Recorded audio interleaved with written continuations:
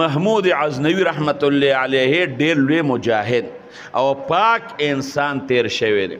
پلار یې مخکې پوجي سبکتګین او بیا بادشاه جوړ شو نو چا ورته وی چې یاره ته خو د سبکتګین زوی نه هغه زمانه د علمانو وه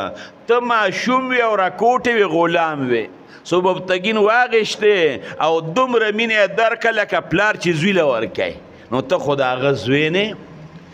چاته ماشوم والی یادي شک پیدا شو چې د هغه زوی یم او که نه یم بل دا ورته پته نه لګېده چې د دین خو بلا شعبې د بهترینه شعبه پکې کمه ده د دواړو جهانو د سردار مبارک حدیث دی چې العلماء ورثة الانبیاء آیا دا حدیث په صحیح سند سر رسېدلی دی او که نه دا د پیغمبرانو وارثان دی او که نه او دا یم سودا و چې ټول عمر خو مې په جهاد کې تیر که چې الله به ما وبخي او که به مو نه بخي دا درې سوداګانې وې